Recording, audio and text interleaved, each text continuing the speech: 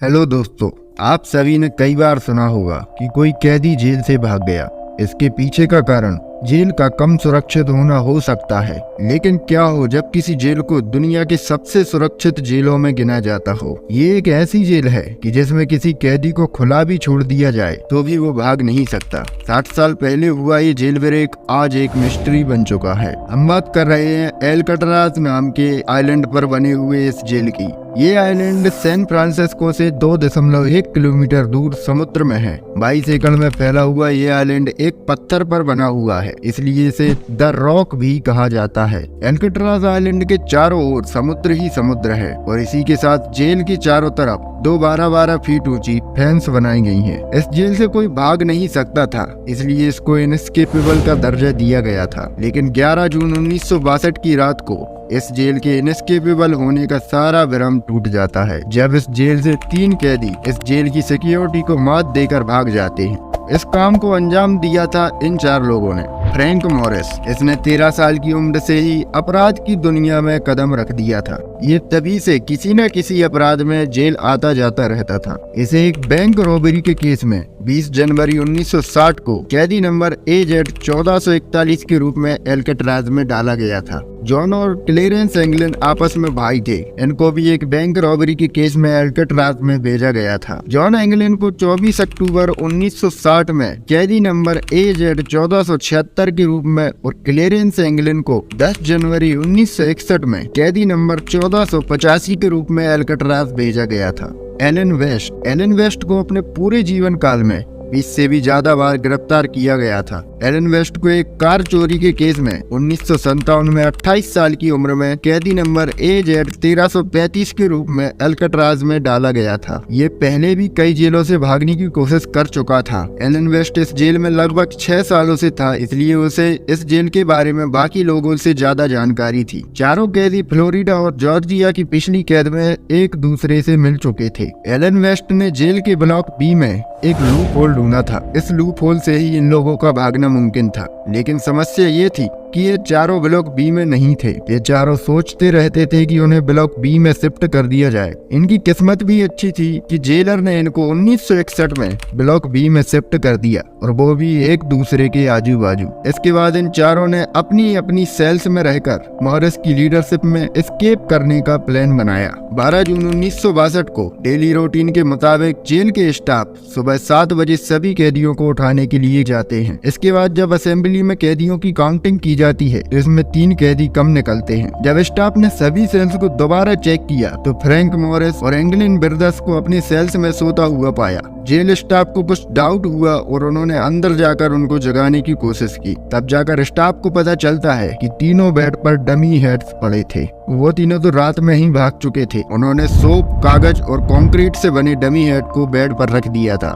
4 कैदी में से 3 कैदी ही भागे थे, क्योंकि एलन वेस्ट किसी रीजन से भाग नहीं पाया था। इसके बाद जब स्टाफ ने सभी कैदियों की सेल्स को चेक किया तो इन चारों की सेल्स में सिंक के नीचे एक होल मिला, जो उन्होंने दीवार में लगे छोटे से वेंट को तोड़कर बनाया था। गंभीर बात ये थी कि इन 4 सेल्स में से एक सेल एलन वेस्ट की थी, और एलन वेस्ट किसी रीजन से भाग नहीं पाया था। एलन वेस्ट अब समझ चुका था कि अब वो किसी भी हाल में बच नहीं सकता है, इसलिए जब इन्वेस्टिगेटर्स ने उससे पूछताछ की तो उसने किसी भी बात को ना छुपाते हुए सारा प्लान बता दिया। इन्वेस्टिगेशन के दौरान एलन वेस्ट ने बताया कि इन डमी हेड्स में लगे बालों को उन्होंने जेल में होने वाले हेयर कट के दौरान चुराया था।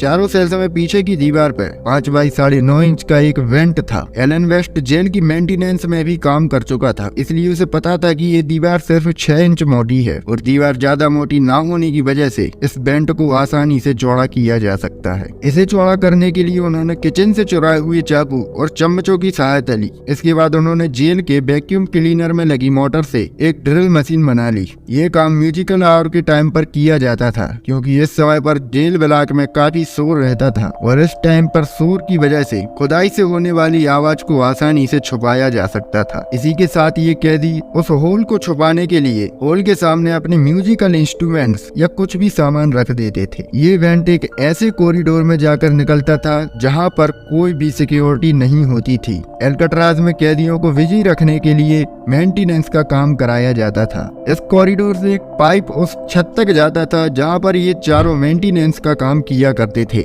इस बहाने वह अपने भागने के प्लान के लिए हर छोटी से छोटी चीज का जायजा लिया करते थे। बेंट से निकलने के बाद ये लोग पाइप पर चढ़कर छत पर पहुंच जाते हैं, लेकिन जब ये कैदी छत पर थे तो गार्ड ने किसी चीज के टकराने की एक बहुत तेज आवाज सुनी थी, लेकिन गार्ड ने उस आवाज को नजरअंदाज कर दिया था और उसकी कोई भी जांच नहीं की थी। ये आवाज उन्हीं कैदियों की किसी गलती से हुई थी। इसके बाद वे कैदी अपना सामान लेकर रसोई के बेंट पाइप को खिसकाकर 50 फीट नीचे जमीन पर उतर जाते हैं। फिर वो 12 फीट ऊंची कांटेदार फेंस को लांघकर समुद्र के तट पर पहुंच जाते हैं। उन्होंने अपनी सारी तैयारी पहले से ही कर रखी थी। इसके बाद वो एक चुराई हुई धोकनी की सहायता से अपने इन्फ्लेटेबल राफ्ट को फुला लेते हैं। इस राफ्ट को बनाने के लिए उन्होंने रेनकोट्स का यूज किया था।